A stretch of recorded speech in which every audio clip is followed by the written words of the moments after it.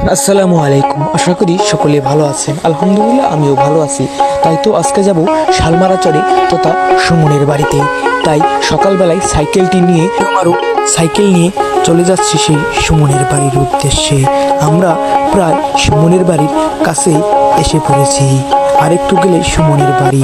এই চরের প্রাকৃতিক দৃশ্যের মাঝখানে ওই যে ছোট্ট বাড়িটা দেখতে পাচ্ছেন, সেটাই সেই সুমনের বাড়ি। চর বলতে কিন্তু সুন্দর, তাও শালমারা চর যেন আরো একটু বেশি সুন্দর।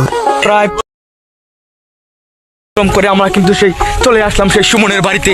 এই সামনে সুমনের বাড়ি, এই যে এই কিন্তু এই নদীটা পার হয়ে কিন্তু আমরা এই সুমনের বাড়িতে চলে যাব।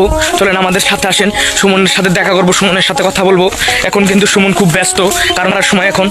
তো এই যে আমরা সুমনের বাড়ি কিন্তু খুব কষ্টে কিন্তু আমরা সেই সুমনের বাড়িতে এসেছি। তো সুমন কি বলে না বলে তা দেখতে অবশ্যই আমাদের ভিডিওটি সম্পূর্ণ দেখবে। ভিডিওটা কিন্তু আসলে কিন্তু দেখার মতো। দেখতে পাচ্ছেন এই যে কালাই, এই যে কালাই এগুলো কালাই যাচ্ছে করেন। ভিডিওটা কিন্তু আসলে দেখার মতো। তার দিক শুধু ভুট্টার ক্ষেত, তার ভুট্টা ক্ষেত শরীর কিন্তু এই জিনিসটা খুব কমন চোখে করবো। ভুট্টা ক্ষেত এবং এই ঢব্বাগুন, আমরা আমাদের গ্রামের অঞ্চলের ভাষায় যাবো ঢব্বাগুন। এই ঢব্বাগুনের ক্ষেত, এই দুটা ক্ষেত কিন্তু প্রচণ্ড চোখে করবো। আর কলার গাছ, পরবর্তী কিন্তু অসংখ্য কলার গাছ রয়েছে। আমরা এখন বেশি কথা না বলে এগিয়ে যাবো সেই সুমনের বাড়ির দিকে।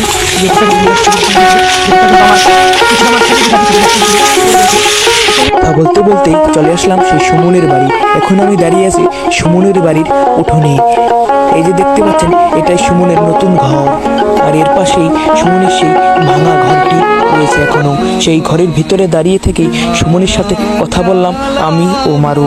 সুমন বলল সে আসলেও খুব ব্যস্ত এখন, ওকে আমরা তার ফসলের ক্ষেত থেকেই ডেকে আনলাম তার সাথে দুটি কথা বলার জন্য।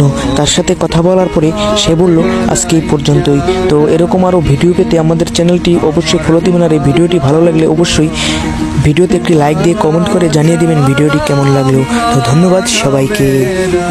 আমার ভাঙা